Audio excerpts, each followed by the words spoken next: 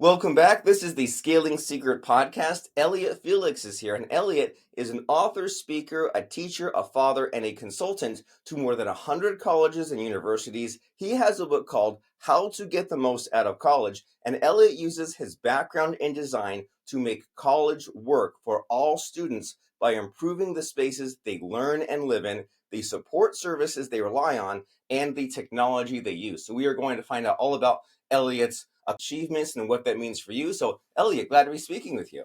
Great to be here, Robert. And so we gave a little bit of a kind of a tease about you, but in your own words, what's the elevator pitch? What are you all about? What's your uniqueness? Well, I'm on a mission to help students succeed, and I'm kind of working the problem from two directions, right? So I work with colleges and universities to help them create a better student experience, and it might be the spaces, it might be the services, it might be the technology, which could be rebooting a library to be a place for students to work on creative projects or to get help, or it could be helping a business school launch new programs and launch new facilities and grow, or it could be working with a university to rethink how students get advice, and instead of like getting the runaround from place to place and platform to platform and to office, they get all the help they need in one place. So that's kind of one way of helping students succeed. And then over the years, I've learned after working with more than 100 colleges and universities how college works, how students succeed. And I try and help students and families directly with the book and with the articles I write and the talks I give. Exciting. It's fun to think about what can be done as far as having all these up-to-date facilities and all these cutting-edge libraries and computers and everything else set up. And so what's the problem these days as far as higher education? Where are the current difficulties? Do you think about like post-pandemic, or is attendance a problem, or is funding a problem, or just where is the hurt lately? Well, I think everybody's adapting to change, and the pandemic accelerated the pace of change. And I think there's demographic, there's cultural, and there's economic change. And the demographic change is that students are very different than they were a generation ago. They have different needs, expectations, different certainly use of technology. They're often studying further from home. For instance, a lot of small colleges used to just recruit from nearby, but now they have to kind of like go national and compete on a national stage. And that's in part because there are fewer students. Fewer students are going from high school to college. So even 5 years ago, 62% of high school grads went straight in, or sorry, 69% of high school grads went straight into college. And in 5 years, that's dropped to like 62%, which is a huge reduction in students. And then in the Great Recession, people had fewer kids. So there's 15% fewer uh, fewer students, fewer 18-year-olds to go to college. So that's like one big thing that people are grappling with is there's kind of more space in colleges than there are students, which creates financial uncertainty and lots of other, it means you have to compete on a much broader stage. There's technological change, right? Students learning online, learning in hybrid ways, shorter attention spans. I'm a decent speaker. I used to give talks and I feel like I could hold people's attention for maybe 20 minutes. Now that's down to 10. If you're talking for more than 10 minutes in a row to students or others, people tend to tune out. So I think attention spans are shorter. And I think the big thing with that financial uncertainty, I think there's big questions about value. And that's, one of the reasons I wrote my book is to help students and families and colleges realize it's not just where you go, it's also how you go. And there's things you can do to get more value out of your experience in college, like finding a mentor, getting involved and joining a student group, like leading a team, leading a student group, doing an internship, or a co-op, or when you've got a class project, applying it to the real world. If you're in a marketing class, don't just create a marketing plan for a fictitious company.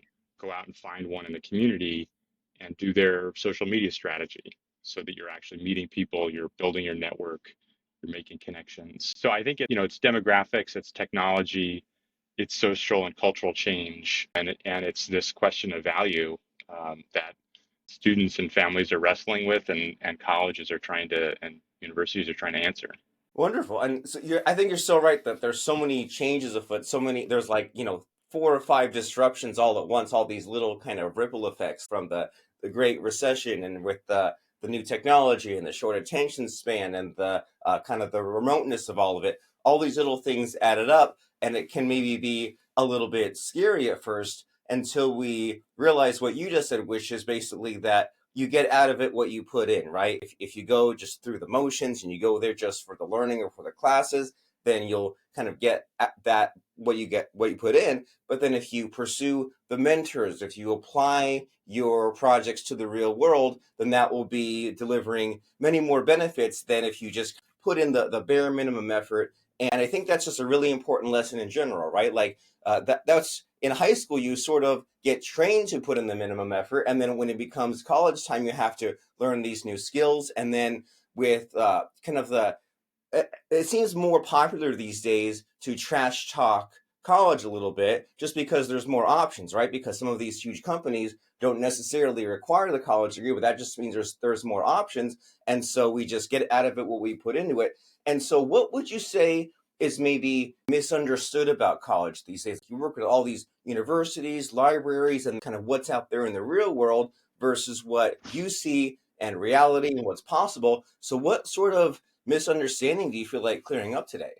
Well, I do think that um, one common misconception is that universities and industry are separate, but in fact, they're working together all the time in lots of ways. And I think um, I was recently at a innovation district, which is really all about creating these intersections with companies. So it could be apprenticeship programs, it could be internships, it could be training, could be executive education, it could be working together on a research project, it could be students working on a class project. And I think there's all these intersections. And I think so, like, people often think in stereotypes, what could be more different than like the ivory tower and the factory floor. But in fact, they're working together a lot. And you know I'm on the board of a college here in Minneapolis called the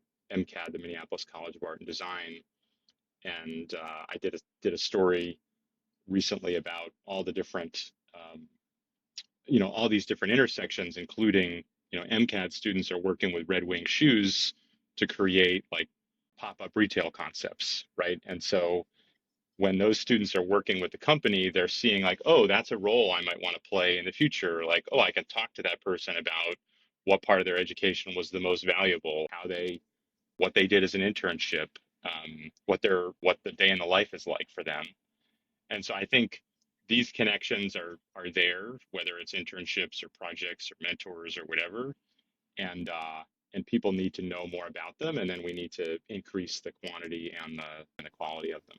And so what I get out of you saying that is you're reminding me that in any kind of school environment, you get thrown into a lot of randomness, right? And sometimes you end up in some weird class or working on some weird random project. And I've had the most success or the most fun or fulfillment out of those situations when I said, I'm just kind of sampling life because you only get one shot at life. And it's kind of fun to say, like, oh, like, let me just throw myself into this project making the Red Wing Shoes pop-up store and just kind of see how I like it. And sometimes you get those sort of surprises where you do this kind of school project or you have this really fun class and this might take you on an unexpected path that you would not even have known about because there's just all these things in the world, all these industries and projects that you just would not have been exposed to were you not in that sort of academic environment. And so that's wonderful that there's this kind of overlap that you're talking about.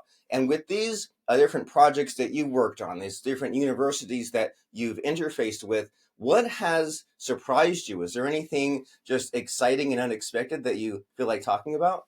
Well, I think your point about, exposing yourself to new things is a really good one. And I think the earlier you do that, the better. If you can expose yourself to lots of different things, then you can kind of like find your fit. You can figure out what's something I'm interested in, good at, passionate about, the world needs, where I can have an impact. And a lot of that is trial and error, figuring things out as you go. And I think like some of the more interesting projects that I've done in my career have been sort of about listening to our clients and having them kind of like pull us into new things. I remember the first, my background is architecture and design, and I've self-taught strategist over the years and figured that I could make a greater impact. But I remember in particular, we did the expansion plan for a museum. And as part of that, we had to think about who are you today? Where do you want to go in the future? How can a new facility help you get there? And after we finished the expansion plan, the museum director said, could you also do our strategic plan, which is really about our mission, our vision, our goals, our values? And I said, well, I've never done that before. And he said, well, you kind of just did half of that as you thought about our space because you facilitated this process of figuring out where we are and where we want to go. So we're kind of halfway there. And so I kind of went in this new direction and okay, like strategic planning. And now I've done several dozen of those. Or we had a project, a library project where um, we had come up with what in the library world they refer to as a new service model. So thinking about what are our service offerings, what are we going to provide students, faculty, alumni, partners, and we had finished that, and they said, well, can you also help us like reorganize our team to better deliver these services? And we said, okay, we've never done that before, but like we can give it a shot. And he said, well, you're already halfway there. So I think, and that was one of the gotten written up as a case study, and it's working great, and people are way happier, and they kind of feel this sense of alignment between the thing they do every day and the group of people that's doing it, as opposed to kind of like working at cross purposes. So I think it really is about exposing yourself, being open to new things, and also listening. Kind of like listening to the market, listening to people, kind of like it helps you skate to where the puck is going to be, right? Yeah.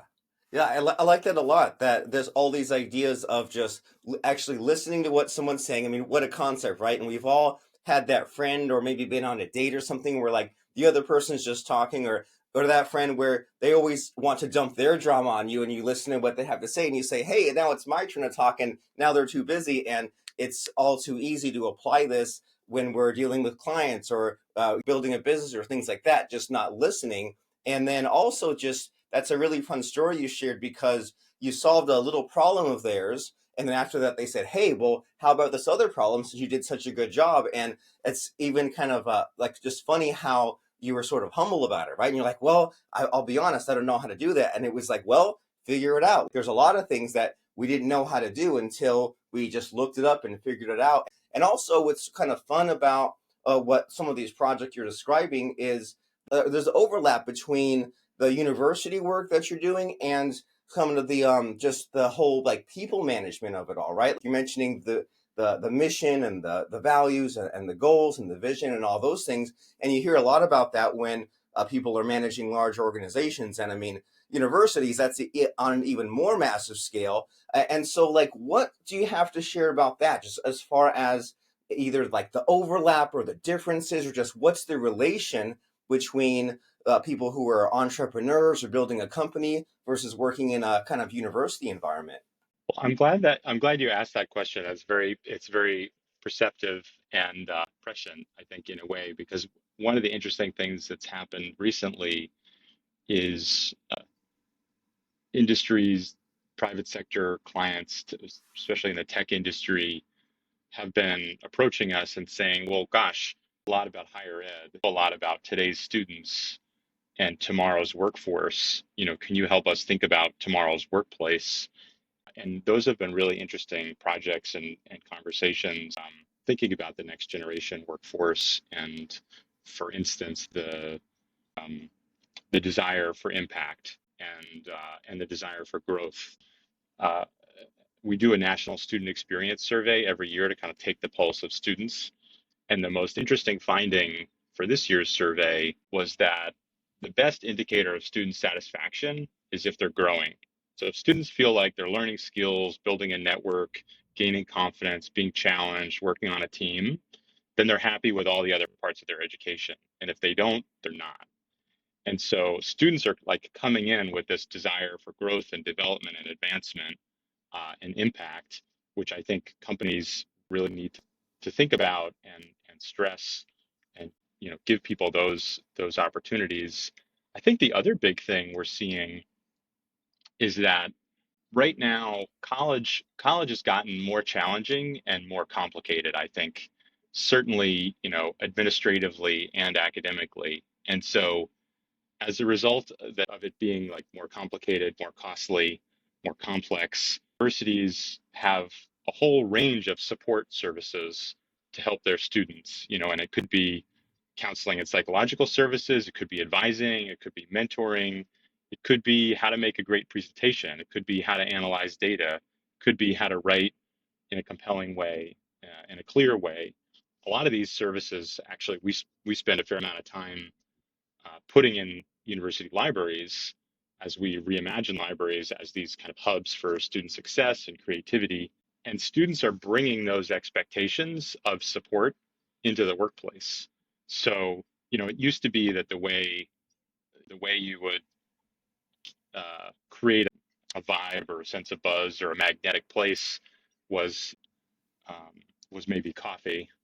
And then like WeWork came along and showed the power of like community management, community engagement, and events and programs to kind of like get people together. And I think the next generation of that is going to be about services. I think companies need to be thinking about like, how do I make it as easy for someone to book a coaching appointment as a conference room?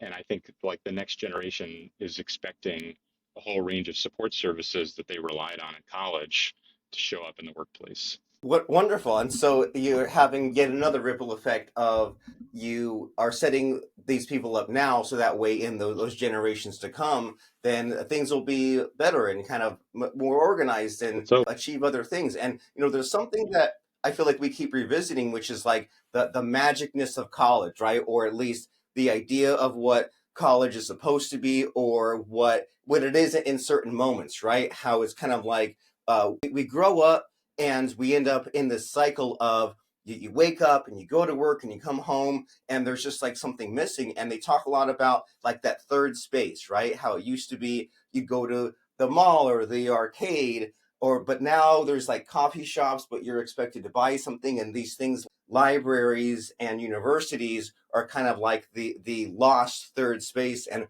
I read something just this morning how like Gen Z and millennials, there's actually like an uptick in library attendance and usage just because they're chasing that what you're describing there of the kind of the togetherness and being around people, but also kind of doing your own thing and collaborating when you want to, using technology for all these things. And so do you have any like thoughts on that, on just the magic of it and like how we lost it and how we can get it back, or how we can just have more of it, just whatever that theoretical college ideas. What are your thoughts? well, I think the magic of college, there's so many different aspects, but the one aspect you're making me think of is that in college you can be with people that are both similar to you and different from you. And I think that's such a powerful combination. There's a sociologist named Robert Putnam who wrote this great book called Bowling Alone. And it's all about sort of like two kinds of social capital: bridging capital and bonding capital. And bonding capital is within a group, and bridging capital is connecting groups. And you really need both. And one of the great things about college is that you can get both, right? So you can, let's say you're a student veteran, you can go to the Student Veteran Center or an event there, or a workshop there, and you can meet other people who've served. You can meet other people, maybe you're a little bit older, you can relate to them. And that can be your safe space, that can be your in-group. Um, that can give you the confidence to like maybe then venture out and talk to people who are different from you or have a different lived experience or a different age or geography or religion or politics, whatever it might be.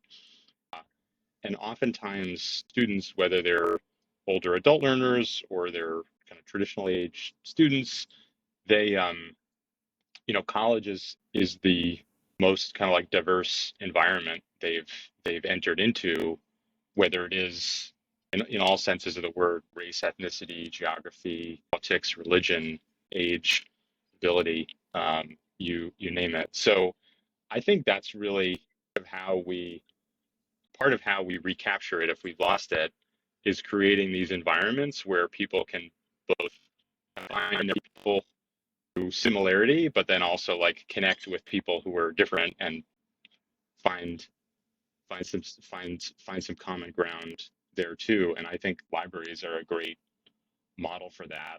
It's interesting the origin.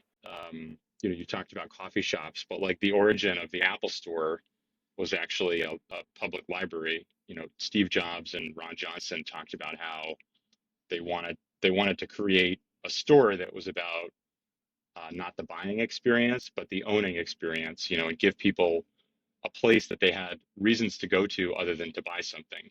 And they talked about it feeling like a public library. And I think, that's often where innovation happens when you take something from one context, one industry, one sector, and you move it to another, it becomes something new. I love that insight because you always wonder where ideas come from, or when someone like Steve Jobs looks at the looks at a library or something and says, "Well, like what's the emotion there?" And when you pluck out an idea and put it somewhere else, like you wonder where it comes from, and so it's like you look outside your own box, and you just don't Hmm. get stuck in your same old environment, your same old people, right? Like if your group of people or people you knew from high school or your coworkers or your kids, friends, parents. It just seems like a really limited space. And what I'm getting from speaking with you is that we need to pursue these opportunities and get a just more like just diverse mix of people that we're interacting with. And so that means whether you're in college or out of college, if there's some club or some kind of organization or some kind of networking to pursue, then go after that, even though in the moment it might seem small scale and you might be like kind of wondering what I'm looking to get out of this, but we just need more perspectives and more people and more ideas from that we might not normally always be interacting with. How you say there's like the similarities and the differences, right? People where we have like a slight overlap with, but someone who might be a little bit outside our Hmm. usual social circle or our usual comfort zone. That's just really, really deep and interesting to think about. And so, in our last few minutes of talking here, Elliot, since this is the scaling podcast, I want to make sure we sneak in a scaling tier. And you've dealt with these huge universities and organizations and dealt with all kinds of huge problems. So, as far as this people working with organizations of all types, struggling with scaling or looking to up their scaling game, do you have like a tidbit or a piece of advice in just any context as far as upping our game with scaling? Yeah, I think focus is a magical thing, and I've seen positively and negatively in my own business and in our clients. And I think if you have focus and you have tight positioning in terms of like what you offer, why you offer it, how you offer it, I think it really enables you to scale much more effectively because you can really like carve out a niche for yourself, and you can carve out an area of expertise, and that you accelerate your learning because you're more focused. You can communicate more easily, more coordinated. And I think I've seen it with our own work because uh, I don't know, halfway Bright Spots, which is owned by a global engineering and consulting firm, Bureau Happold. We were independent for 10 years, and then we've been the strategy group within a larger company for the last three. And about halfway through, we decided to focus on higher ed. And, that was 80% of our work. But just doing that was kind of magical because we just became so much more focused, so much more disciplined. It helped us scale up, scale impact. A dozen people improving the lives of more than 1 million students is a hell of a lot of impact. And I don't think we would have been able to do that if we weren't focused. Likewise, you have, universities or, let's say the business school or the art school within it that may offer, dozens of different degree programs. And some of them are well attended and some of them are, are under, and it sometimes means they're really like diluting their impact. And it takes, it's really hard to cut stuff and stop doing stuff. But if you can manage it and be more focused, I really see that as the ticket to scaling successfully. I love it. So focus and discipline and making those painful decisions. And I heard once that the root word of decide means to cut off. And sometimes we just need to cut those things that just are diluting what we're doing too much and focus more on what really matters. And in entrepreneurship, you hear about this idea of don't obsess over strengthening your weaknesses, strengthen your strengths. So there's something that you're doing really well, then steer more into that. And it's okay if things change over time and just pursue those goals and get to that focus. And so you've given all kinds of amazing ideas and impressed us a lot with some of these things that you had to share. And since this is a podcast, that term cast, it started off when they would toss seeds into a field and they would just cast it out and see where it went. And so who knows who is watching our podcast today, right? Could be a company, could be a university, could just be someone who wants to get their college experience dialed in, all sorts of this diverse mix. They are watching our podcast. So if someone in any kind of context, if they heard, watch what you had to say, and they want to take the next step with you, they want to find out about Bright Spot, they want to find out about your book and your coaching, how do they do that? What's the next step to work with you, and what can we find out about you? Well, that's a great question, great way to end. I think, I mentioned I'm like working the problem of student success from two dimensions. And I think, colleges and universities or companies that want to better understand the next generation workforce, they can go to brightspotstrategy.com, which is a long URL. I apologize, but it's specific. And then, if people are interested in a book or talks or articles, that's all at elliottfelix.com. And I also have a Brightspotstrategy.com and elliottfelix.com. absolutely.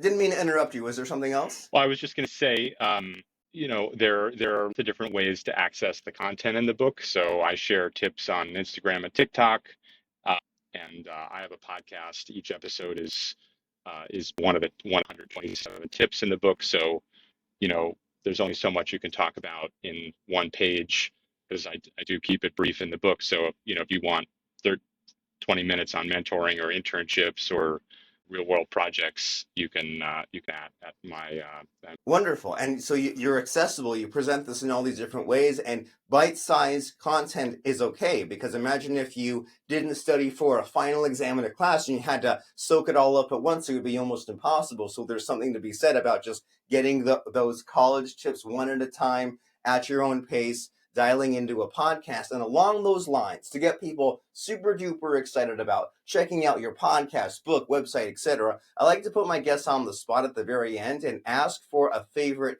quote or lesson. I'm sure that with you being well read and experienced, you have a million of them. But as far as a quote or lesson that you think can apply today, what do you have? well, I've been now that we're part of a larger company, it's all about how we can scale our impact, not as 20 people, but as part of 2,600 people. And so have been thinking a lot about service offerings, what we offer, what our colleagues offer, how they fit together. And I just re-listened to a podcast, the Two Bobs podcast, which David C. Baker and Blair Enns do, talking about strategy primarily for creative marketing firms. But they have a great episode on designing your service offerings that has this mantra, which back to what we were just talking about for focus, the mantra is most of your clients should use most of your services most of the time. And I quote, so useful as like a plain English description of how to focus what you offer so that you can get all the benefits we just about. So David C. Baker, most of your clients should use most of your services most of the time. I love that. That's interesting to think about, and I can tell you're an academic because you cite your sources. Elliot Felix from brightspotstrategies.com. Go there right now and get your future and your focus dialed in. Thank you very much, Elliot, for stopping by. Thanks, Robert. Good luck.